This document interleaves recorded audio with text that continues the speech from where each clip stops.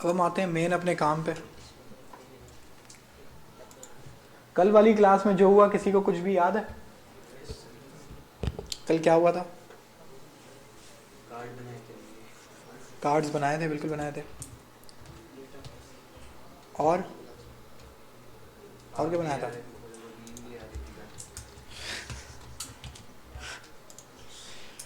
देखें, सबसे पहले आप समझते हैं कि इस एप्लीकेशन का स्ट्रक्चर कैसे बना हुआ है। ठीक है, सबसे पहले हमारा जो मेन कंपोनेंट है जो सारा काम चला रहा है वो कौन सा है? ग्रीटिंग। सबसे पहले स्टेप बाय स्टेप पहले थोड़ा दिमाग में बिठाते हैं कि हमारे पास क्या चीज़ें हैं और वो कैसे डिस्प्ले हो रही है। सबसे पहले हमारे पास क्या है? ग्रीटिंग। ये कंपोनेंट है। ये कौन सा कंपोनेंट है? मेजर कंपोनेंट है, मेन कंपोनेंट है। ये मुझे कैसे पता लगा ये मेन कंपोनेंट है? रिएक्ट जिसको रेंडर कर रहा है वो किस कंपोनेंट को रेंडर कर रहा है? ग्रीटिंग को। तो हमें इधर से पता लग रहा है कि ये मेजर है। तो मेन कंपोनेंट के अंदर हम उसको क्या पास कर रहे हैं? Product component. अब मेन कंपोनेंट है ग्रीटिंग, उसका चाइल्ड कंपोनेंट कौन सा है? प्रोडक्ट। ठीक है, पहले तो बस ये दिमाग में रखें, पहले ग्रीटिंग, फिर उसके अंदर हम एक कंपोनेंट लगा रहे हैं, उसका नाम क्या है? प्रोडक्ट।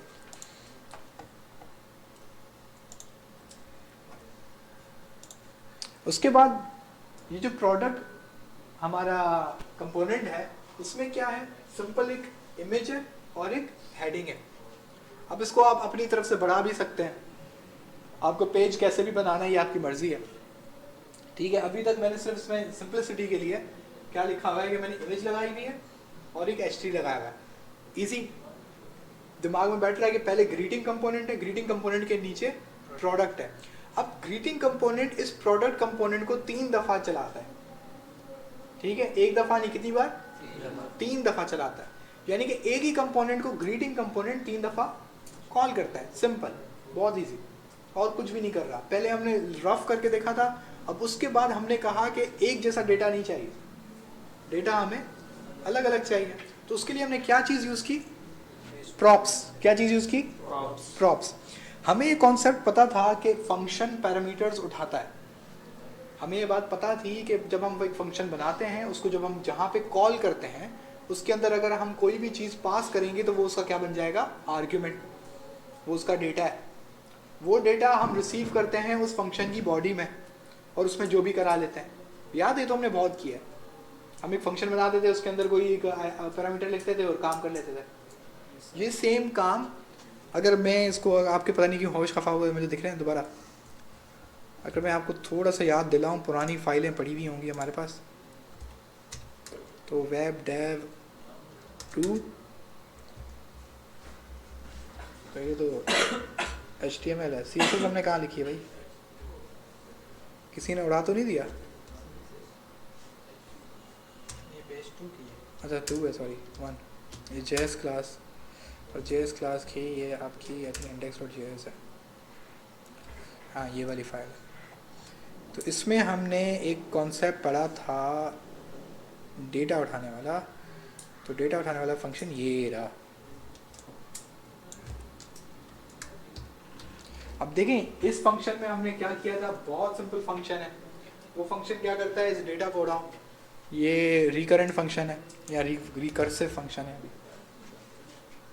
कॉल बैक फंक्शन भी कहते हैं इसको, लेकिन अभी मैंने इसको सिंपल फंक्शन बना दिया है। ठीक है, इस फंक्शन में ये क्या चीज़ रिसीव करता है? डेटा। और उस डेटा को क्या करता है? कंसोल लॉग करा देता है। हमने जावास्क्रिप्ट में बात अच्छे से पढ़ी है। अब मैं ये डेटा कहाँ पास करता हूँ? यहाँ पे माई फंक, और इसके अंदर मैं डेटा अपना पास करा दूंगा। अब जो भी डेटा मैं इसको पास कराऊंगा वो क्या कर देगा? Console log. अब वो एरे भी हो सकती है, वो स्ट्रिंग भी हो सकता है, वो कोई भी डेटा टाइप। अब डेटा टाइप्स हमने पढ़े थे, ऊपर जाते हैं, ये डेटा टाइप्स हैं। इन डेटा टाइप्स में हम जो डेटा उसको पास करेंगे वो सिंपल उसको क्या करा देगा? Console log. सेम चीज फॉलो होती है आपकी रिएक्ट में, सेम चीज, क्योंकि ये क्या है? फंक्शन है। तो फंक्शन में हम अब क्या रिसीव कर रहे हैं? प्रॉप्स। प्रॉप्स। वहां पे हम क्या रिसीव कर रहे थे? डेटा। ये नाम तो आपको पता है, मैं खुद दे सकता हूँ, वहाँ पे मैंने डेटा दिया, मैं इसको भी डेटा कह सकता हूँ, कोई मसले वाली बात नहीं है। लेकिन ये एक स्टैंडर्ड है कि इस जो रिएक्ट कंपोनेंट में जो आप फंक्शन के अंदर जो डेटा रिसीव करते हैं उसको हम क्या कहते हैं, प्रॉप्स। क्योंकि मसला ये है कि उस फंक्शन में मैं अगर कुछ भी नहीं पास करूँगा तो वो फंक्शन मुझे एरर देगा। ये बात याद है आपको कि अगर मैंने उसको बोला हुआ है कि भाई तुम्हें डेटा मिलेगा, उस डेटा को कंसोल करा दो, और अगर मैं उसको कोई डेटा ना ही दूँ और उसको चला भी दूँ तो मुझे जावास्क्रिप्ट एरर देती है कि भाई ये फंक्शन एक पैरामीटर रिसीव करता है, वन पोजिशनल आर्ग्यूमेंट मिसिंग, ये आपके पास एक एरर आता है। ये बात सबको याद है। अब रिएक्ट की खास बात ये है कि वो ये प्रॉप्स खुद ब खुद एक ऑब्जेक्ट आउटपुट आपको दे देता है खाली, आप भले कुछ भी ना पास करें तो आपके पास एक प्रॉप्स ऑब्जेक्ट रिएक्ट पास करता है, वो खाली होता है लेकिन रिएक्ट पास करता है। इसका मतलब है कि अगर आप इस प्रोडक्ट को कोई भी डेटा ना दो इसको कॉल कराते वक्त, लेकिन फिर भी आपके पास प्रॉप्स में क्या आएगा, एक खाली ऑब्जेक्ट। ऑब्जेक्ट सबको याद है क्या है?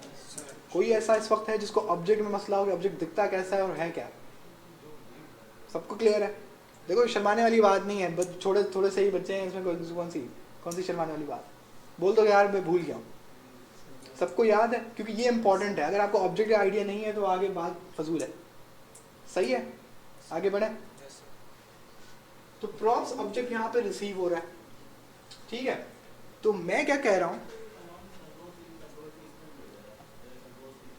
कि यहां पर मेरा ये फंक्शन कॉल हो रहा है। अब आपको पता है कि नॉर्मली हम फंक्शन जिस तरह उस फाइल में था वैसे कॉल करते हैं, जैसा इस फाइल में मैंने ये किया हुआ है, ऐसे नॉर्मल फंक्शन को हम ऐसे कॉल करते हैं, ये आप सबको पता है। लेकिन रिएक्ट कंपोनेंट को हम कैसे कॉल करते हैं कि हम एक HTML का सिंटैक्स बनाते हैं और उसके अंदर उस फंक्शन का नाम रखते हैं जो हमने वो फंक्शन बनाया हुआ है, और ये सिर्फ इतना काफ़ी है उस कंपोनेंट को चलाने के लिए। लेकिन अब मैं क्या कह रहा हूँ, मैं कह रहा हूँ कि भाई एक डेटा का मुझे वेरिएबल पास करना है। अब मज़े की बात है कि ये डेटा सिर्फ डेटा नहीं हो सकता। इसको मैं बोल दूँ ABC, इसको मैं बोल दूँ बल्दिया टाउन, ये मेरी मर्जी है। मैं इसको जो पास करूंगा ना तो वो उस प्रॉप्स के ऑब्जेक्ट के अंदर आ जाएगा, ठीक है। अब ना सिर्फ ये मैं एक इधर दे सकता हूँ, इधर मैं डेटा भी दे सकता हूँ, यहाँ मैं एक और भी दे सकता हूँ। मैंने अलग से टाइटल दे दिया, ठीक है। मैं टाइटल के बाद मुझे याद आया कि मुझे इसको एक आईडी भी देनी थी, तो मैंने इसको एक आईडी भी पास कर ली, ठीक है। तो ये मल्टीपल चीजें भी मैं पास कर सकता हूँ, लेकिन वो आएगी कहाँ, प्रॉप्स के ऑब्जेक्ट के अंदर। ऑब्जेक्ट अगेन मैं कह रहा हूँ कि दोबारा किसी को कोई मसला तो नहीं है। ऑब्जेक्ट कुछ यूं दिखता है, जावास्क्रिप्ट का ऑब्जेक्ट ये। अब इसके अंदर क्या होती हैं, आपके वेरिएबल्स होते हैं। अब देखें होगा क्या कि अभी प्रॉप्स का ये ऑब्जेक्ट खाली है जब हमने कुछ भी पास नहीं किया। अब जब ऑब्जेक्ट प्रॉप्स का ऑब्जेक्ट बना यहाँ पर, तो सबसे पहले उसमें क्या आएगा, डेटा। तो वो यहाँ पर डेटा पास करता है, तो ये डेटा आ जाएगा। अब डेटा बताते खुद एक ऑब्जेक्ट है, क्योंकि याद है मैंने बनाया था ऊपर ये रहा, यानी कि ये वाला ऑब्जेक्ट नीचे पास होगा। तो मैं इसको कॉपी करता हूँ, मतलब पहले मेरे पास इस ऑब्जेक्ट में क्या है, डेटा के पास क्या आएगा, ये एग्जैक्ट ये चीज़। और दूसरा उसके बाद मैंने टाइटल डिफाइन किया हुआ है, तो टाइटल में मेरे पास आएगा जो भी मैंने टाइटल में इधर दिया हुआ है, ठीक है। और तीसरा मेरे पास आईडी आएगी,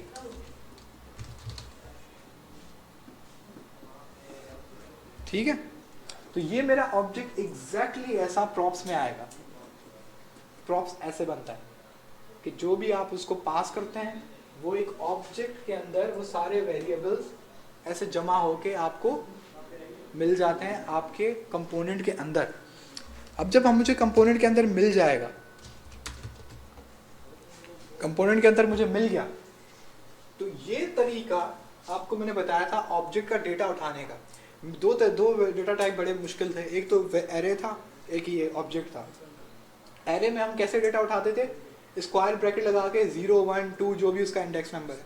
ऑब्जेक्ट का डेटा हम कैसे उठाते थे कि ऑब्जेक्ट का नाम लिखा, डॉट लगाया, जो वेरिएबल मुझे चाहिए, डेटा, सबको याद है। अब ये डेटा वेरिएबल कहाँ से आया है, ये डेटा वेरिएबल यहाँ से आया है। अगर मैं यहाँ पे लिखता बल्दिया टाउन तो होता प्रॉप्स डॉट बल्दिया टाउन। ये बात समझ आ रही है? तो अब उसके अंदर मसला ये है कि ये खुद डेटा खुद एक ऑब्जेक्ट है। जब ये खुद एक ऑब्जेक्ट है तो मुझे यहाँ पर ये ऊपर लिखा हुआ है ना, देखो अब देखिए बहुत अच्छा दिख रहा है। अब ये मतलब ये ऑब्जेक्ट आ गया है इधर। जब मैंने यहाँ तक लिखी ना ये लाइन प्रॉप्स डॉट डेटा, तो मुझे काम क्या मिल गया, ये पूरा। अब जाहिर सी बात है कि एसआरसी में ये पूरा तो मैं नहीं दूंगा, मुझे क्या चाहिए, सिर्फ ये चीज। तो मैं क्या करूंगा, डॉट इमेज यूआरएल, कहानी खत्म। ठीक है, तो ये रिप्लेस होके यहाँ आ जाएगी। फिर उसके बाद मैंने लिखा है props dot data dot heading, तो ये सिंपल उठ के यहाँ आ जाएगी, कहानी खत्म। अब आप क्या कह रहे हैं, आप पेरेंट कंपोनेंट से अपने चाइल्ड कंपोनेंट पे डेटा पास कर रहे हैं। मतलब आप अपने मेजर फंक्शन से उसके जो चाइल्ड फंक्शन है उसके अंदर डेटा पास कर रहे हैं। सही है, ये ग्लोबल कंपोनेंट टू आपके चिल्ड्रन कंपोनेंट, ये डेटा पास करने का ये मेथड है। रिएक्ट में बहुत सारे तरीके हैं डेटा पास करने के, ये उनमें से पहला और सबसे आसान तरीका है। और मुझे भी ये लगता है कि इसको ज़्यादा से ज़्यादा इस्तेमाल करना चाहिए, बाकी चीज़ों से थोड़ा दूर रहें, क्योंकि वो फिर उसमें टेक्निकलिटीज़ बहुत ज़्यादा बढ़ जाती है। ठीक है, आप लोगों ने कहाँ तक पढ़ लिया रिएक्ट? अच्छा, प्रॉप्स पे आ गए।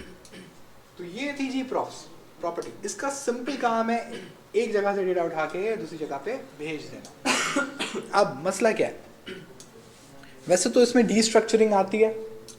डीस्ट्रक्चरिंग का मतलब होता है कि ये प्रॉप्स मुझे यहाँ पे रिसीव हो रहा है, मुझे पता है कि यहाँ पे क्या मिलेगा, ऑब्जेक्ट। तो मैं ये भी कर सकता था कि मैं इसको ये लिखूँ और यहाँ पे लिखूँ इमेज यूआरएल और यहाँ पे लिखूँ हेडिंग। सही है, तो मैं डायरेक्ट इमेज यूआरएल को यहाँ पे इस्तेमाल कर सकता हूँ, डायरेक्ट हेडिंग को यहाँ पे इस्तेमाल कर सकता हूँ। इसको हम कहते हैं डीस्ट्रक्चरिंग, ऑब्जेक्ट डीस्ट्रक्चरिंग। ये जावास्क्रिप्ट का पार्ट है, रिएक्ट का पार्ट नहीं है। लेकिन अभी आप इसको ना देखें तो कॉम्प्लिकेट हो जाएगा सिंपली। सही है, एक और इसका तरीका ये भी होता है, मैं सिर्फ आपको दिखा रहा हूँ कि ये तरीके होते हैं। अगर आप इसको प्रॉप्स लिखते हैं, ठीक है, और यहाँ पर अगर आप लिखते हैं इमेज यूआरएल कॉन्स्ट,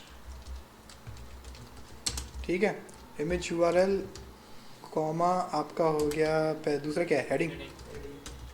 तो हेडिंग, ठीक है, तो ये आई थिंक ऐसे होगा और ऐसे होगा।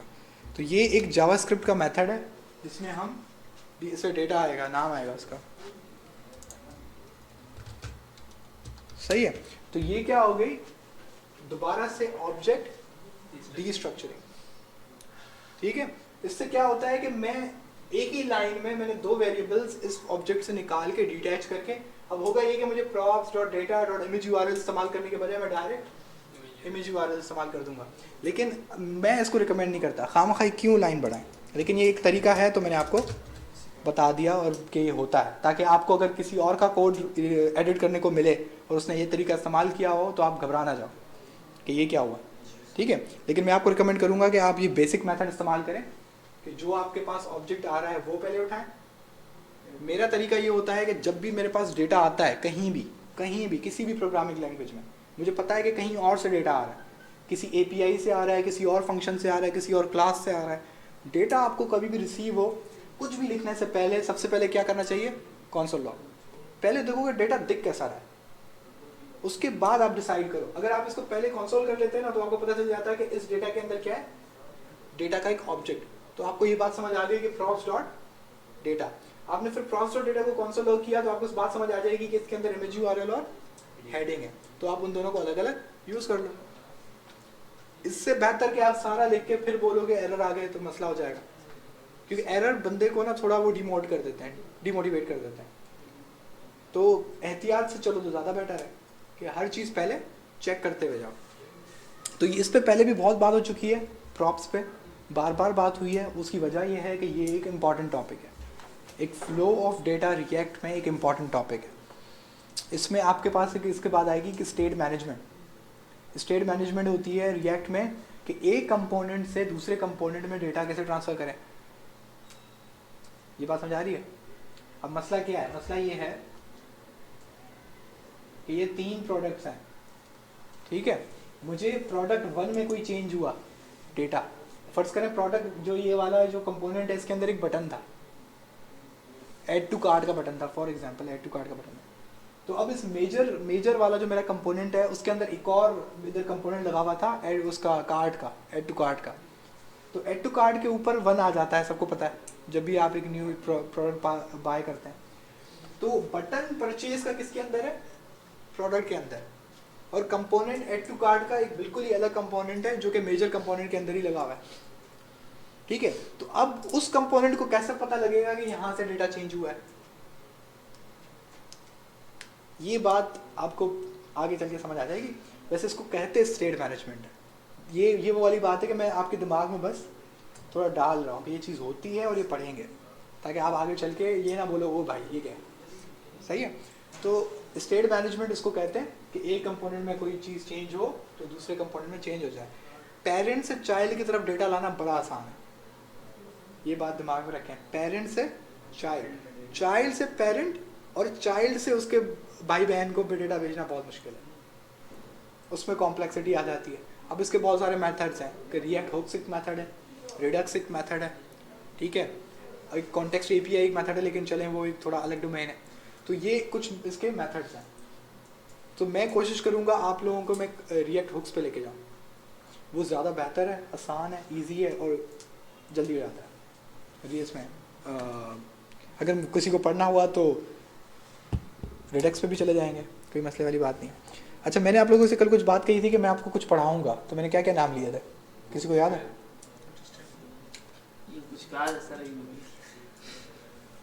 अच्छा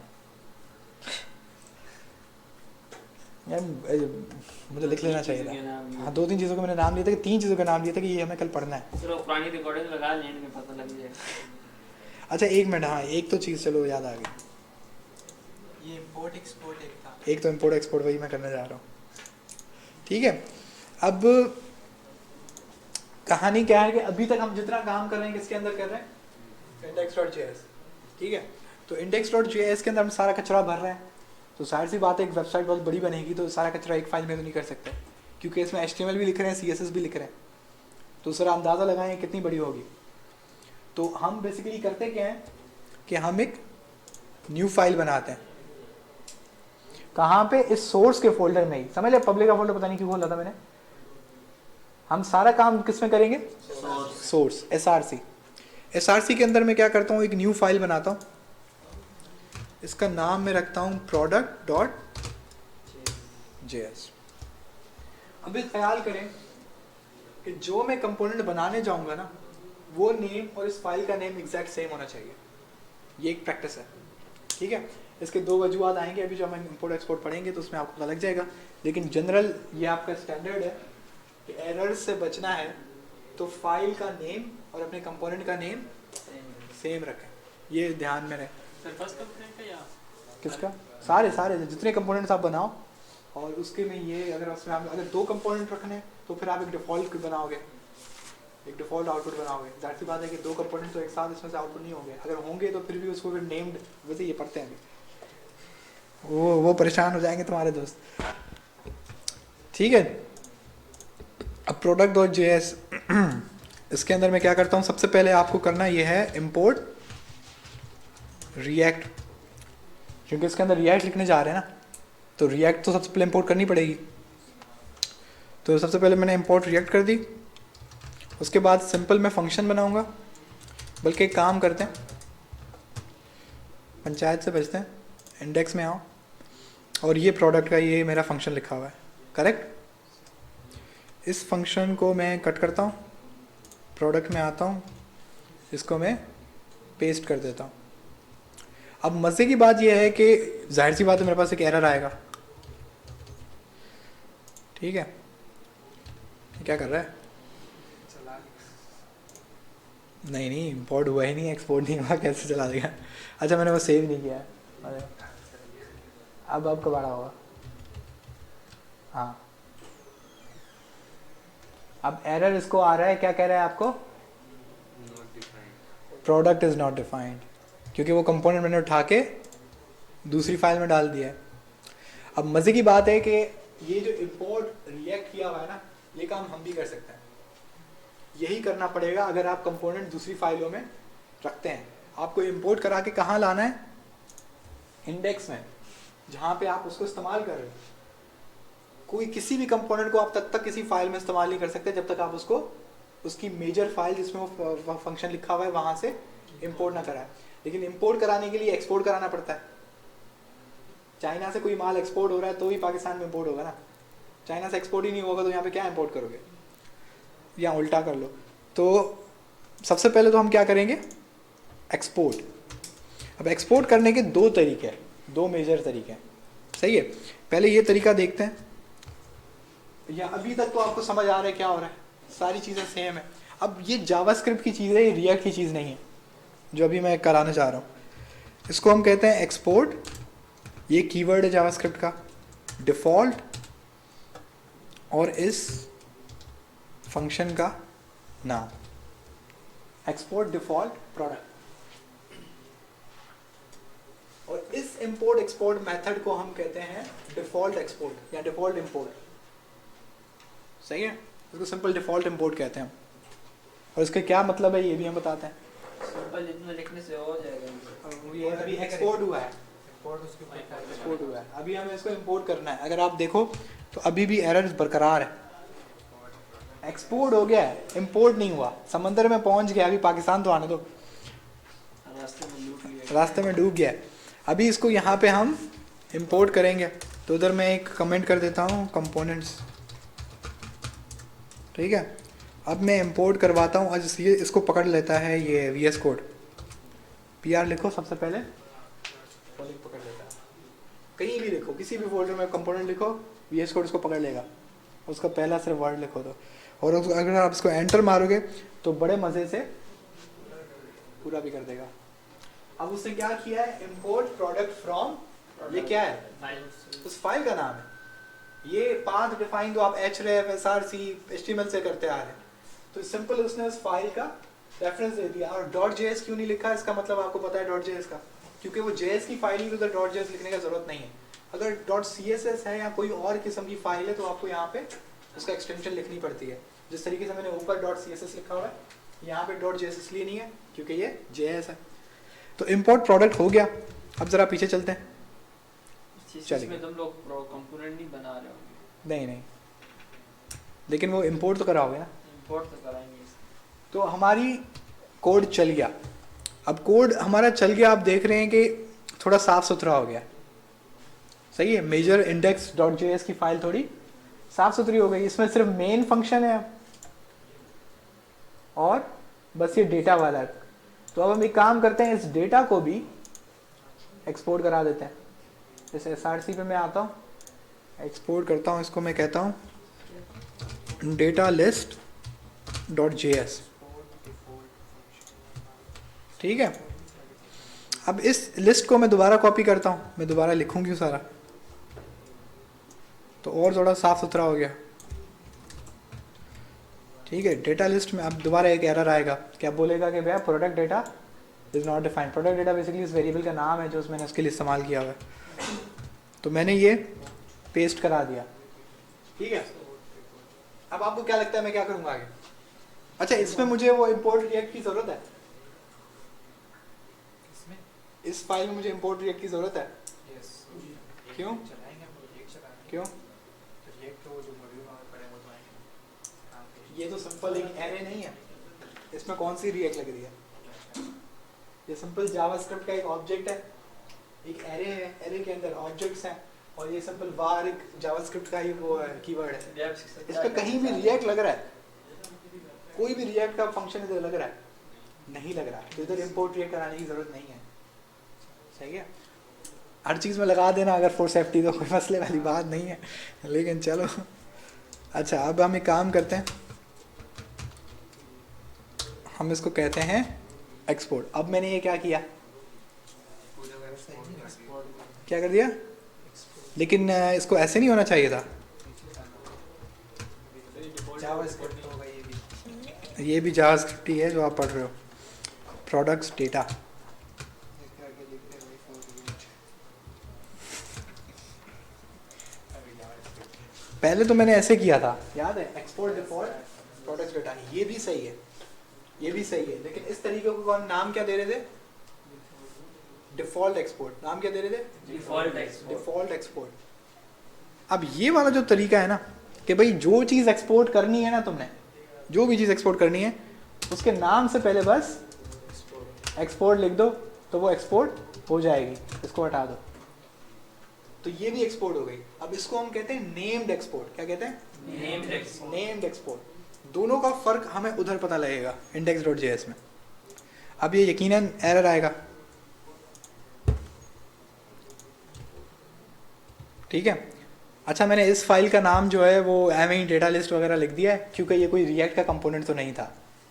रिएक्ट के कंपोनेंट में ये बात ध्यान में रखें कि जो रिएक्ट का कंपोनेंट का नाम है, फाइल का नेम सेम रहे, एरर से बचने के लिए, ठीक है। वरना फिर आप इस नेम्ड और डिफ़ॉल्ट एक्सपोर्ट में फंस जाओगे। बेसिकली ये इनका मसला है। अब यहाँ पे हम आते हैं, इसको हम कहते हैं इंपोर्ट। इसका नाम क्या है, प्रोडक्ट्स डेटा। हम इसको कहते हैं प्रोडक्ट्स डेटा, डेटा लिस्ट। एक तो ये मुझे सस्पेंस में रखना था, इतने सारा काम ख़राब कर दिया। चलो अब पीछे चलते हैं। देखो सेम मैंने तरीका लिखा है, सेम तरीका लिखा है, जैसे इसको इंपोर्ट किया मैंने, इसको भी इंपोर्ट किया है, ठीक है। लेकिन फिर भी एरर आया, ठीक है। एक्सपोर्ट डिफॉल्ट, सही मतलब समझ लो, देख तो लिया है तुम लोग मतलब समझ लो कि हुआ क्या।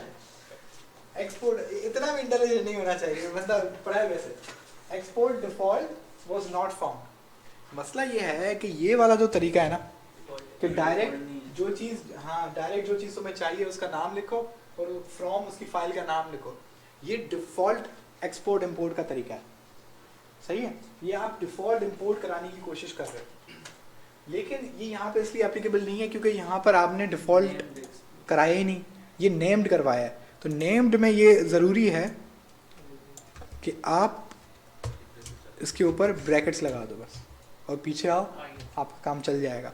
अब इसमें एक और मसला है, अब ये नेम्ड और डिफ़ॉल्ट, इसको नेम्ड को नेम्ड क्यों कह रहे हैं, डिफ़ॉल्ट को डिफ़ॉल्ट क्यों कह रहे हैं। अब देखें यहाँ पे मैंने क्या लिखा हुआ है, प्रोडक्ट, सही है। मैं इसको हटा के कर देता हूँ माय प्रोडक्ट, क्या ये चलेगा, मैंने इसका नाम ही बदल दिया,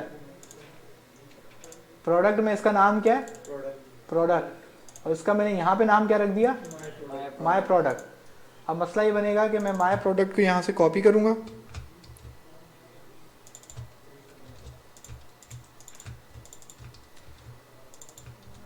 सेव करूँगा, तो आपकी फाइल अब भी चलेगी। उसकी वजह क्या है कि ये कौन सी वाली टाइप है, डिफ़ॉल्ट एक्सपोर्ट। अगर आपको याद हो तो डिफ़ॉल्ट वेरिएबल किसको कहते हैं, जो कि बस उसको पता है कि मुझे यही चीज़ फॉरवर्ड करनी है। तो यहाँ पर आप उसका जो भी नाम रखें, लेकिन उसको पता है कि मुझे क्या एक्सपोर्ट करना है, वो प्रोडक्ट, क्योंकि वो डिफ़ॉल्टली एक्सपोर्टेड है, सही है। लेकिन आप ये हरकत इधर नहीं कर सकते, क्यों, क्योंकि ये नेम्ड एक्सपोर्ट है। इसका मतलब है कि जो चीज़ एक्सपोर्ट हुई है वो, और यहाँ पे इसका नेम एग्जैक्ट सेम है। बात समझ आ रही है। तो ये दो तरीके हैं आपके पास एक्सपोर्ट के, नेम्ड एक्सपोर्ट और डिफ़ॉल्ट एक्सपोर्ट। अब इस तरीके से आज के बाद जो भी रिएक्ट का हम काम करेंगे उसमें कंपोनेंट्स की डिवीजन हम ऐसे करेंगे कि हम एक फाइल बनाएंगे, उसके अंदर वो कंपोनेंट लिखेंगे और उसकी हम चीज़ें अलहदा कर देंगे। यहाँ आपने नाम चेंज किया फंक्शन कंपोनेंट को, वहाँ नहीं किया तब भी वो कहाँ पे, जहाँ मैथ प्रोडक्ट जो हाँ फंक्शन कॉल किया उसमें प्रोसेस दे दी, हाँ लेकिन वहाँ चेंज नहीं किया तब भी वो चल गया। हाँ, मसला ये हुआ है कि मैं उसको कह रहा हूँ कि भाई इधर जो भी नाम लिखा हुआ है लिखा पड़ा है, ठीक है, मुझे कोई टेंशन नहीं है। लेकिन क्योंकि ये मैंने कौन सी डिफ़ॉल्ट एक्सपोर्ट की है, तो जावास्क्रिप्ट बेसिकली क्या कर रही है, यहाँ से जो कंपोनेंट आ रहा है ना उसका नाम चेंज करके क्या कर दे रही है, माय प्रोडक्ट। ये बेसिकली वो वाला काम हो रहा है ऐसे, कि यहाँ पे इसके बैकएंड पे ये काम हो रहा है कि ये my product is equals to product product. लेकिन अगर वहाँ एक से ज़्यादा फंक्शन हो तो अब एक से ज़्यादा फंक्शन हो तो आप नेम्ड एक्सपोर्ट इस्तेमाल करें। नेम्ड एक्सपोर्ट में आप एक से ज़्यादा चीज़ों को एक्सपोर्ट कर सकते हैं, ठीक है। तो ये चीज़ ऐसा है इसको हम थोड़ा और बेहतर बनाते हैं, जो कि और ज़्यादा अच्छा स्टैंडर्ड तरीका है। आप हमेशा एसआरसी के अंदर, पब्लिक नहीं, एसआरसी के अंदर आप एक फोल्डर बनाते हैं और उसका नाम रख लेते हैं कंपोनेंट्स, ठीक है। और अपना जो ये जैसे प्रोडक्ट जेएस कंपोनेंट है, इसको उठा के आप कहाँ रख देते हैं, कंपोनेंट के अंदर। तो आपने मूव कर दिया तो ये मूव हो गया, लेकिन अब एक एरर आएगा कि वो जाहिर सी बात है उसका पाथ चेंज हो गया, पाथ चेंज हुआ तो उसको रीड नहीं कर पाएगा। लेकिन VS कोड एक अल्हम्दुलिल्लाह बेहतरीन सर्विस देता है, वो कहता है ऑलवेज ऑटोमेटिकली अपडेट इंपोर्ट्स। अगर आप इसको ऑलवेज ऑटोमेटिकली क्लिक कर देंगे तो वो ऑटोमेटिकली चेंज कर देगा, सही है। उसको पता है कि आपने वो जगह उसकी बदली है, तो जहाँ जहाँ ये इस्तेमाल हुआ होगा ना, तो ऑटोमेटिकली उसको फिक्स कर देगा, सही है। मुझे सबसे ज़्यादा कोई प्यारा कोई इसका फीचर लगा तो ये लगा, क्योंकि ये इस नए वर्जन में पहले नहीं था। पहले हम बहुत तंग होते थे, आपने एक फाइल की लोकेशन चेंज की, पूरे प्रोजेक्ट की तबाही हो गई। फिर हम उसको स्ट्रिल शिफ्ट और F दबा के, जो कि एक पूरी फाइल प्रोजेक्ट फाइल में वो सर्च करता है VS कोड, उसमें फिर वो ये चेक करते थे कि वो कहाँ कहाँ इम्पोर्ट हुई हुई है। तो फिर हम उस एक एक फाइल में जाके वो चेंज कर रहे होते थे, हट जाओ हट जाओ हट जाओ। तो ये बड़े मसले मसाइल होते थे, ये इन्होंने बड़े बेहतरीन कर दिया। उसके बाद हम डेटा लिस्ट को भी हम उठा के कंपोनेंट्स के अंदर फेंक सकते हैं। हालांकि ये कंपोनेंट नहीं है, ये एक डेटा है, लेकिन चलो। तो अभी हम पीछे आते हैं, तो अगर आप देखेंगे तो डेटा लिस्ट का भी ऑटोमेटिकली चेंज हो गया है। क्या बात है, क्या बात है, माइक्रोसॉफ्ट वालों के होना ही ऐसे चाहिए। लेकिन अभी एक और मसला आ रहा है, ये डॉट प्रोडक्ट कांट रिजॉल्व, मैंने कुछ गड़बड़ की है, रुको सेव कर लें, सही है जी। तो ये आपका कौन सा था, इंपोर्ट और एक्सपोर्ट, बहुत ईजी, बहुत आसान। अब एक और है, मुझे याद नहीं आ रहा कि मैंने कल क्या क्या बोला था, मैंने बोला था याद रख लो। चलो, मैंने इंपोर्ट एक्सपोर्ट का तो नाम लिया था, गारंटी लिखा था शायद हमने, लिखा था शायद। अच्छा हाँ, मैप, दूसरा मैप का होगा हाँ ये पक्का, लिखा हुआ था दूसरा मैप है। ये ना दूसरे का आपने ये आपने मैपिंग बोला था। मैप डीप में जाना था, पढ़ना था। मैप समझाना है, मैप समझाना है, मैप समझाना है। भाई इधर देखो आप, मैप और कुछ नहीं लिखा हुआ है। और सर क्लास क्लास क्या है, जावास्क्रिप्ट क्लास। जावास्क्रिप्ट क्लास, हाँ चलो उसका भी थोड़ा डिस्कस कर लेते हैं।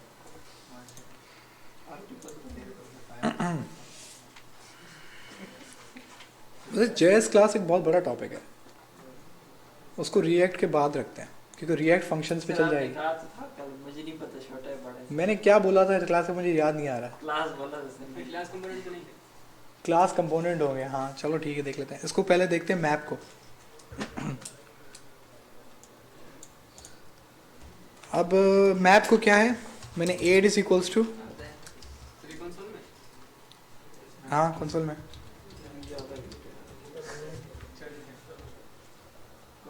ठीक है। तो मैंने क्या किया है, मैंने एक सिंपल एक एरे बनाई है जिसमें कुछ कोड है, बस है जो भी है, एरे बन गई, सब कुछ क्लियर है। थोड़ी जगह बनाते हैं। अब ए हमारे पास होगी एरे, ठीक है, ये मत सोचिएगा कि एरे चली गई, वो एरे नीचे है, ए में सेव है। अब मेरे पास चीज़ ये है, ये बेसिकली एक डेटा साइंस का सवाल है। अब इसमें होता ये है कि आपके पास फर्ज करो 10,000 15,000 रोज़ हैं, एक्सेल सबने इस्तेमाल किया है, तो एक्सेल की रोज़ होती हैं। अब हमारे पास 10,000 15,000 रोज़ हैं। अब मसला ये होता है कि मुझे ये देखना है कि एक कॉलम है, उस कॉलम के अंदर एक हमें वैल्यू जो है, जैसे कि वो हमारी डेसिमल प्लेसेस रेफर करें। एक बहुत सिंपल सा एग्जांपल देता हूँ, डेसिमल प्लेसेस ना आउट है, किसी की कुछ है, किसी की कुछ है, तो मुझे उसको राउंड ऑफ करना है। राउंड ऑफ करना है कहाँ पे, 2 वैल्यूज़ पे। तो 2 वैल्यूज़ में मैं राउंड ऑफ कैसे करूँगा, तो मैं क्या करता हूँ कि मैं एक फंक्शन चलाता हूँ जो हर रॉ पे जाएगा, उस कॉलम पे जाएगा, उसकी वैल्यू उठाएगा, उस वैल्यू को राउंड ऑफ करेगा कि सिर्फ 2 वैल्यूज़ आए, और उसको जाके दोबारा अपनी जगह पे चिपका देगा। फिर वो सेकंड रो में जाएगा, फिर तीसरी में, चौथी में। इसको हम कहते हैं मैप फंक्शन। ठीक है, मैप फंक्शन ये डेटा साइंस का एक फंक्शन है, लेकिन ये जावास्क्रिप्ट में भी अवेलेबल है। तो ये मैप फंक्शन में होता क्या है, जब आप डॉट मैप दबाते हैं तो ये मेथड है बेसिकली किसका, एरे का। ठीक है, तो डॉट मैप फंक्शन आप चलाएंगे, क्योंकि ये मेथड है तो पैरेंथेसिस आएंगे, ये बात सबको पता है, क्योंकि वो फंक्शन है, मेथड फंक्शन होता है। तो ये किसका मेथड है, एरे का मेथड है मैप। ये सब एरे में मिलता है, जब भी आप एरे बनाएंगे तो आपको ये मिल जाएगा। अब ये जो फंक्शन है ये रिसीव करता है अपने पैरामीटर में एक और फंक्शन। ये वो फंक्शन है, वो आपसे पूछता है कि आपको इसके साथ करना क्या है, आपको हर एलिमेंट के साथ करना क्या है, ये आपसे पूछता है। तो हम इसको एक फंक्शन पास करते हैं। मैं पास कौन सा फंक्शन कर रहा हूँ, एरो फंक्शन। अभी देखिए मैंने फंक्शन कोई भी अप्लाई नहीं किया है, तो वो नीचे मुझे एरे में आउटपुट क्या दे रहे हैं, अनडिफाइंड। यानी कि वो कह रहा है कि भाई अभी तक कुछ हुआ नहीं है। तो यहाँ पर वो इस फंक्शन में मुझे क्या रिटर्न करता है, इधर वो मुझे क्या रिटर्न करेगा, जो ये वो फंक्शन है जो मैं इस मैप के अंदर बना रहा हूँ। तो इसका पैरामीटर में ये मुझे रिसीव कर मुझे देता है, और ये मैप फंक्शन वो आपका एलिमेंट, यानी कि ये इसके ऊपर पूरे पे चलेगा। ये पहली वाले इस पे एंट्री पे आएगा, पहली वाली एंट्री 1 थी, तो फर्स्ट करो यहाँ पे क्या आ जाएगा 1। फिर दूसरी आइटरेशन में वो कहाँ आ जाएगा 2 पे, फिर 3 पे, फिर 4 पे, फिर 5 पे, वो ऐसे आगे चलता रहेगा। अब यहाँ पे मैं उसको कहता हूँ रिटर्न आइटम। मजाक किया है छोटा सा, मैंने उसकी जो 1 2 3 था वो मैंने यहाँ पे रिसीव किया। ये एलिमेंट है बेसिकली, एरे एलिमेंट है, तो मैंने यहाँ पे एलिमेंट रिसीव किया और क्या रिटर्न कर दिया, एलिमेंट ही, कोई चेंजिंग नहीं की। तो उसने नीचे उसकी वही डिटो एरे लगा दी जो पहले थी। अब इसको हम थोड़ा और तंग करते हैं, मैं कहता हूँ प्लस कर दो 2, तो आप नीचे देख रहे हैं कि सारी एरे क्या हो गई, प्लस हो गई, यानी कि हर एलिमेंट पे काम हुआ। आइटम आपने नाम रखा है इस पर डिफॉल्ट, ये नहीं, ये आप खुद रख सकते हैं, ये प्रॉप्स वाला सिस्टम है। मतलब सर मैप के अंदर जो भी फंक्शन डिफाइन करेंगे वो लग जाएगा, वो लग जाएगा यहाँ पे, और हर एलिमेंट पे लगेगा, यहाँ पे हर एलिमेंट पे प्लस हुआ है। ठीक है, सर राउंड ऑफ कैसे करेंगे? वो राउंड ऑफ तो वो मैथ डॉट राउंड कर लो, इसका तो कोई मसला ही नहीं है, वो तो एक एग्जाम्पल थी। नहीं मतलब मैं वैसे ही हाँ, मैथ डॉट राउंड होता है। ऐसे राउंड वाउंड के फंक्शन जो है ना पाइथन में ज़्यादा अच्छे होता है, वहाँ पे कर लो, या यहाँ पे करना है तो मैथ डॉट राउंड। इसमें एक वो पूरी जावास्क्रिप्ट की इन बिल्ट लाइब्रेरी है मैथ के नाम से, उसको इंटरनेट पे सर्च कर लेना, उसके बहुत सारे फंक्शंस हैं, एवरेज भी होता है, परसेंटेज भी होता है, तो ये हम मैथ की लाइब्रेरी यूज़ करते हैं। तो इसके अंदर आपके पास ये देखें,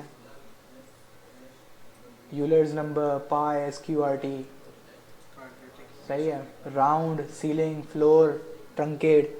राउंड होता है जो सिंपल आप राउंड करते हैं, सील होता है राउंड करने के बाद अब आपको वैल्यू कहाँ ले जानी है, ऊपर या नीचे। तो आप यहाँ पे डिफाइन कर सकते हो कि भाई जब राउंड ऑफ करो ना तो ऊपर वाली वैल्यू सेलेक्ट कर लो, जब राउंड ऑफ करो या छोटी वाली वैल्यू सेलेक्ट कर लो। अब जैसे 3.7 है, 3.78 है, तो 8 जब राउंड ऑफ होगा तो कहाँ जाएगा, वो 7 में 1 प्लस कर देगा, नॉर्मली ये होता है, सही है। 3.78 जब राउंड ऑफ होगा तो क्या आएगा 3.8, जनरल प्रोसीजर ही है। लेकिन अगर आप सीलिंग लगाओगे तो आपको 3.8 ही आएगा, गारंटीड है। ठीक है, उसके बाद अगर आप फ्लोर लगाओगे तो क्या होगा 3.7 ही रहेगा, वो उसको मिस कर देता है, वो छोटा कर देता है। तो ये आप उसको टेस्ट कीजिएगा। ये बहुत सारे इसके हैं, वैसे अच्छा सवाल था। आपको कोई भी JS में कोई ऐसा इशू हो तो ये आप यूज़ कर सकते हो।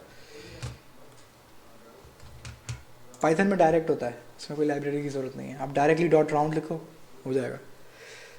तो रिटर्न आइटम +2, दोबारा मैप पे आ जाते हैं। तो हम हर चीज़ को चेंज कर रहे हैं। अब ये काम हम रिएक्ट पे करते हैं। अब रिएक्ट क्यों चाहिए ये भी देखते हैं। देखिए मसला क्या है, ये जो माय प्रोडक्ट है मैं 3 दफ़ा कॉल करवा रहा हूँ, और इसके अंदर जो डेटा है 0 1 2 3 इंडेक्स नंबर मैं खुद पास कर रहा हूँ, सही है। अब आपको तो नहीं पता होगा कि 1000 प्रोडक्ट आई हैं, 100 प्रोडक्ट आई हैं, 10 प्रोडक्ट आई हैं, कितनी प्रोडक्ट आई हैं। तो आप बैठ के ये थोड़ी लिख रहे होगे कि 0 1 2 3 4, ये तो कोई तरीका नहीं है। तो हम क्या चीज़ इस्तेमाल करते हैं, मैप। हम कहते हैं जो हमारे पास एरे आएगी उस पर मैं क्या चला दूंगा, मैप, क्योंकि मुझे पता है कि मैप क्या करेगा, वो हर एलिमेंट पे जाएगा। ये बात समझ आ रही है? तो अब देखें क्या हो रहा है। अच्छा ये बात मैंने कल बताई थी कि अब ये मैंने कैसे लिखा है कि ये आपके पास ये कर्ली ब्रेसेस के अंदर है, क्योंकि मैं किसके अंदर हूँ, JSX के। तो JSX के अंदर मैंने क्या लिखनी है, जावास्क्रिप्ट, क्योंकि डॉट मैप का फंक्शन किसका है, जावास्क्रिप्ट का है। तो मैंने क्या लगाया है, ब्लू कलर का, वो उसको आपको बता रहा है कि ये आप जावास्क्रिप्ट वर्ल्ड में आ गए। ये जावास्क्रिप्ट वर्ल्ड है और ये JSX है, ये दोनों सेपरेट चीज़ें हैं। तो यहाँ इसके अंदर जावास्क्रिप्ट है। तो अब यहाँ पर हम आते हैं, ठीक है। बिल्कुल वही चीज़ है, डॉट मैप मैंने प्रोडक्ट डेटा पे लगाया, आइटम लगाया और ये एक एरो फंक्शन बना दिया है। अब मुझे जो मुझे ऑब्जेक्ट रिसीव होगा, ऑब्जेक्ट कौन सा ऑब्जेक्ट, ऑब्जेक्ट जो कि वो कहाँ गया, ये डेटा लिस्ट। अब ये वाले इस ऑब्जेक्ट की बात हो रही है, मतलब उस आइटम वेरिएबल की जगह कौन सा वेरिएबल ये ऑब्जेक्ट आएगा, ये वाला। अब मैं उसको कहता हूँ कि एक काम करो, जब तुम्हारे पास एक तुम आइटरेशन पे जाओ तो रिटर्न कर दो, क्या रिटर्न कर दो, ये कंपोनेंट और इसके अंदर डेटा जो हो आइटम पास कर दो। ठीक है, हम पीछे चलते हैं। तो वो रेप्लिकेट हुआ। रेप्लिकेट क्यों हुआ, क्योंकि यहाँ पे 2 बार लिखे हुए हैं। अब ज़रा देखें कोड कितना छोटा हो गया है, लेकिन आपके तीनों प्रोडक्ट बन के आ गए। वो क्यों बने, मैप फंक्शन ने प्रोडक्ट्स डेटा में देखा कि मेरे पास कितने एलिमेंट है, 3। तो उसका आइट्रेशन कितनी दफ़ा चलेगी, 3 बार। पहली आइट्रेशन 0, वो पहले 0 पे आया, उसने क्या करा कि प्रोडक्ट्स डेटा के 0 इंडेक्स पे गया और उसने देखा कि मेरे पास क्या डेटा है। तो जब वो यहाँ पर आया तो पहले वाले में ये शैम्पू वाला प्रोडक्ट है, लेकिन वो उठा के क्या लाएगा, ये पूरा ऑब्जेक्ट। ये बात बहुत समझना बहुत ज़रूरी है, ये पूरा ऑब्जेक्ट उठा के लाएगा, क्योंकि जो एलिमेंट होगा वही उठा के लाएगा, भले यहाँ नंबर हो, स्ट्रिंग हो, ऑब्जेक्ट हो, एक दूसरा एरे हो, कॉमा से पहले जो भी हो वो ले आएगा, उठा लेगा। अब वो उठा के सेव कर देता है कहाँ पर, इस आइटम के वेरिएबल में। अभी आइटम का वेरिएबल मैंने दिया है, आप इसको बल्दिया टाउन दे दो, आपकी मर्जी है। इसको आइटम को अगर बल्दिया टाउन देते हो तो यहाँ भी आपको बल्दिया टाउन लिखना पड़ेगा। ये बात समझ आ रही है? तो यहाँ पे मैंने आइटम दिया है क्योंकि कन्वेंशन है कि हम नॉर्मली इसको आइटम देते हैं। ठीक है, क्योंकि ये इसका पीछे साइकी है कि लिस्ट आइटम है, लिस्ट का आइटम, ये याद रखने के लिए लिस्ट का आइटम आया, पूरी लिस्ट नहीं आई, वो ये आइटम देते हैं। अब ये एरो फंक्शन है, अब इसमें आप अपना वो फंक्शन वाली भी काम कर सकते थे, जो आप नहीं फंक्शन लिखते हो, ब्रैकेट बनाते हो, फिर साइड में वो पैरेंथेसिस बनाते हो, आप वो कर लो। अगर आपको ये चीज़ समझ में नहीं आ रही, ये थोड़ा कोड को शॉर्ट कर देता है, सही है, इसको एरो फंक्शन टाइप करता है। तो मैंने एरो फंक्शन ये एक फंक्शन ही दिया है उसको, उसका मैंने आइटम दिया है। अब मैंने क्या करवा रहा हूँ, उसके फंक्शन में रिटर्न करवा रहा हूँ।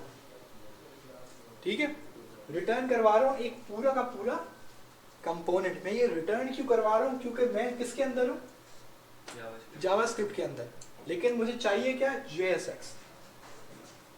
ठीक है, तो मैं सिंपल ये नहीं लिख सकता कि माय प्रोडक्ट में डेटा आइटम पास कर दो, नहीं, वो नहीं चलाएगा, क्योंकि वो JSX इसको नहीं पढ़ सकता। तो मैंने इस फंक्शन से रिटर्न करवाया, मैंने कहा ये लो, सही आउटपुट दिया है कि JSX से आउटपुट। JSX सिर्फ इस पूरी चीज का आउटपुट देखता है, अंदर क्या हुआ उसको नहीं पता। ठीक है, वो देखता है कि भाई मेरे पास आउटपुट क्या है, उसको आउटपुट में क्या मिला, कंपोनेंट। अब आपको पता है कि ये कंपोनेंट यहाँ पड़ा हुआ था तो भी चल रहा था, क्योंकि कंपोनेंट ठीक है, और कंपोनेंट में पास क्या हो रहा है, आइटम। अब एरे के मजे की बात है कि एरे में आपकी API में बार बार जो बोलता हूँ ना, सेम ये चीज़ है। अब ये इस फाइल में मैंने एरे लिखी हुई है ना, वो सिर्फ इस फाइल में नहीं होती, वो एक API, एक लिंक होता है, एक URL होता है, वहाँ से सिर्फ ये आपको रिटर्न हो जाती है। वहाँ से वो URL आप एक कॉल करते हो, एक फैच का एक आपका फंक्शन है जावास्क्रिप्ट का, आप वो फैच का फंक्शन इस्तेमाल करते हो जावास्क्रिप्ट का, वो आपको ये पूरा का पूरा जो ये ऑब्जेक्ट है, एरे होती है, ऑब्जेक्ट होता है, वो जैसा भी आपका API का आउटपुट है, वो आके आपको देता है, आप एक उसको वेरिएबल में जावास्क्रिप्ट के सेव करा देते हो, वो जैसे ही रिसीव होता है। अब जावास्क्रिप्ट में वेरिएबल में रिसीव हुआ तो बाकी का काम सेम हो गया। समझ रहे हैं आप? तो आगे चल के हम रिएक्ट में एपीआई का इस्तेमाल बहुत करेंगे, ठीक है। फिर हम उसके बाद एक Node.js की एपीआई अलग बनाएंगे, कस्टम एपीआई। पहले हम एक बाहर से कोई भी एपीआई उठा के उस पर काम करना शुरू कर देंगे, फिर उसके बाद हम लोग अपनी एपीआई बना के उसमें डेटा आगे पीछे पास आउट करेंगे। अब हम एक काम करते हैं कि यहाँ पे आपका प्रोडक्ट्स डेटा मैप हो गया। अब हम एक और चीज़ देख लेते हैं कि भाई हम करते हैं, इसको मैंने कॉपी किया कि ये काम वैसे कर रहा है जैसे हम एक्सपेक्ट कर रहे हैं या नहीं। तो यहाँ पे हमने सफ़ा लिख दिया और इमेज सेम रहने दी, ठीक है। बस मैंने एक डेटा इंक्रीमेंट किया है और कुछ भी नहीं किया। मैंने इसको सेव किया, वापस आया, उसने नया कंपोनेंट बना दिया, ठीक है। तो ये मैप का फंक्शन ने इस पूरे सिस्टम को पूरा डायनेमिक बना दिया। अब आपका पूरा जो यूआई है वो किस पे डिपेंड करता है? आपके डेटा पे। डेटा जितना आप उसको दोगे वो उसके मुताबिक प्रोडक्ट छाप डालेगा। और यही सेम सिस्टम है जो ई कॉमर्स इस्तेमाल करता है। ई कॉमर्स क्या करते हैं कि वो, क्योंकि आप ये नहीं कर सकते कि अगर आप कभी सर्च करें, आप गूगल कभी आप सर्च करते हैं तो उसके ऊपर लिखा होता है 10 मिलियन रिकॉर्ड्स फाउंड, तो वो आपको 10 मिलियन तो नहीं दिखाता। कितने दिखाता है? शुरू के 10 दिखाता है। इस चीज़ को हम कहते हैं पेजिनेशन। ये एक बहुत पॉपुलर कॉन्सेप्ट है सॉफ्टवेयर इंजीनियरिंग में। पेजिनेशन में हम क्या करते हैं, अगर डेटा बहुत ज़्यादा हो तो हम एपीआई को बोलते हैं कि सिर्फ 10 प्रोडक्ट दो, फिर वो सिर्फ 10 प्रोडक्ट आपको देगी, ठीक है। फिर आप नीचे एक नेक्स्ट का बटन बनाते हैं। अब आप फंक्शन बनाते हैं कि जब भी मेरा यूज़र नेक्स्ट को क्लिक करे तो वो एपीआई को हिट करता है। एपीआई को बोलता है कि ये पहला पेज, यानी कि एक से पहला पेज नहीं होता, वो बेसिकली 1 से 10 तक मैंने प्रोडक्ट ले लिए, अब 11 to 20 दो। तो वो पीछे से एपीआई कौन से प्रोडक्ट लाके देती है? 11 to 20। अब जाहिर सी बात है कि ये पूरी एरे में जैसे ही चेंज करूंगा तो ये पूरे प्रोडक्ट चेंज हो जाएंगे। तो आपका पेज 2 आ गया, पेज 3, पेज 4, पेज 5, इसको हम कहते हैं पेजिनेशन। एसक्यूएल डेटाबेसेस पीछे यूज़ होते हैं। एसक्यूएल का बहुत आसान सी क्वेरी है कि सिलेक्ट दिस फ्रॉम डेटा और उसके where range it is equals to this. Backend पे सिंपल ये एक डेटाबेस की क्यूरी चलती है। क्यूरी ये पहले 10 प्रोडक्ट आपको रिटर्न कर देती है और ऐसे ही सारा काम पेजिनेशन में चलता है। बहुत कॉम्प्लेक्स सिस्टम है लेकिन लॉजिक बहुत आसान है। दिखने में लगता है अभी पता नहीं क्या बनाया हुआ है, लेकिन पीछे लॉजिक बहुत इजी है। वैसे रिएक्ट ने ये काम बहुत आसान किया है। पहले ये काम बड़ा मुश्किल था जब आप प्लेन जावास्क्रिप्ट में सब कर रहे होते थे, तब अच्छा खासा मसला आता था। पहले लोग इस्तेमाल करते थे jQuery। jQuery आया था बहुत पहले, वो इस बहुत सारे चीज़ों को इजी किया उसने। फिर उसके बाद आपका ये एंगुलर आया। एंगुलर ने ये नया कॉन्सेप्ट लेकर आया कि भाई ये मैप का फंक्शन इस्तेमाल करो, डायनेमिक बनाओ, जान छोड़ा। उसके बाद उसने उसकी एक बस उसमें तो आप जावास्क्रिप्ट में भी जाने की ज़रूरत नहीं पड़ती थी। जावास्क्रिप्ट में ng4 का एक एट्रीब्यूट होता था div के टैब के ऊपर, ng4, बस एक ng4, और उसके अंदर आप उस जो लिस्ट आ रही है ना आपके पास, उसका जो जावास्क्रिप्ट में लिस्ट आ रही है उसका नाम लिखते थे, बस कहानी ख़त्म। और कुछ भी नहीं लिखना होता था, कुछ भी नहीं लिखना होता था। HTML में अब जैसे मैंने पूरा HTML में लिखा हुआ है ना, ये पूरा आप एक्चुअली HTML में लिखते थे, और बस यहाँ पर ये सिंगल करली ब्रेसेस है ना, वहाँ पे डबल होता था। जैसे उसको पता चल जाता था कि ये डेटा लिस्ट से आएगा। ये एंगुलर ऐसे काम करती थी, तो उसने ये काम लेकर आया, वो ng4 लगाओ, लिस्ट का नाम दो, जान छुड़ाओ, तो पूरी लिस्ट वैसे बन जाती थी। और फिर उसके बाद अब रिएक्ट आया, तो रिएक्ट ने आपको थोड़ा ज़्यादा कंट्रोल दिया है कि वो डिस्प्ले कैसे हो रहा है। एंगुलर में ये काम थोड़ा मुश्किल होता था, हमें आईडी सिलेक्ट करनी पड़ती थी, फिर उसके जाके उस आईडी पे चेंजेस करने पड़ते थे। यहाँ पर तो आपको पता है कि चेंज करना है तो उसको कैसे करना है, बहुत आसान सी चीज़ है, ठीक है। तो ये आपका खैर मैप फंक्शन है। अभी आप लोग क्या करेंगे कि आप अपने डेस्क पे जाएं, हमारे पास टाइम थोड़ा कम बचा है, और रिएक्ट को यहाँ पर इंस्टॉल करें और उसको चलाने की कोशिश करें, और उसमें एक बेसिक कंपोनेंट बना के मुझे यहाँ पे दिखाएं। खूबसूरती से मुझे कोई मतलब नहीं है, मुझे मतलब है कि आप रिएक्ट को खड़ी कर पा रहे हैं और उसके अंदर एक कंपोनेंट बना पा रहे हैं, ठीक है। अगर आपको याद हो तो मैंने index.js की तबाही कर दी थी, सॉरी ये SRC में सब कुछ डिलीट किया था, ये हमने सब खुद बनाया। सही, तो आप भी यही काम करेंगे कि जैसे ही आपका पूरी स्टार्ट हो जाएगी तो SRC को आप बिल्कुल क्लीन कर देंगे, सब कुछ डिलीट कर देंगे। उसके अंदर सबसे पहली फाइल कौन सी बनेगी? index.js। ये फाइल आपके सामने खुली हुई है, आप अपने अभी कंप्यूटर्स पे जाएं और इसको कम से कम ये करके बनाने की ट्राई करें और अपनी ज़िंदगी का पहला कंपोनेंट बनाएं और जल्दी जाएं। जब तक एक से हम लोग ऐप बनाएंगे ना तब तक 10 बज जाएंगे। 10 दिन कंप्यूटर ऑन होते होते 10 बजे। नहीं, वो में सो भी जाएंगे। कम से कम उसको रिएक्ट को इंस्टॉल करके खोल के तो देखो कि वो कभी वो उसका रोटेशन आ सर वो जो ऐप बनाने भी टाइम लगाते टाइम हैं। लगाता है। वो नहीं 10 सर, सिर्फ नोट के साथ रिएक्ट इंस्टॉल करनी है ना। नहीं नहीं, तुम ये जाओ, अच्छा है। वो काम करना है, जाओ जल्दी करो। कंपोनेंट सर इस तरह बस एक कंपोनेंट बना के एक कंपोनेंट बनाओ, सिंपल सा कंपोनेंट बनाओ, बस मुझे दिखा दो सर मैंने कंपोनेंट बना लिया। कंपोनेंट में कुछ भी हेलो नहीं वर्ल्ड आ रहा है, कुछ भी आ रहा सही है। है sir, no problem. Next week में तुम्हें बताऊंगा मैं फिर क्या। नेक्स्ट वीक में मजा आएगा। सर नेक्स्ट वीक में आप ले लें 2 कंपोनेंट ले। 4 स्क्वायर। अबे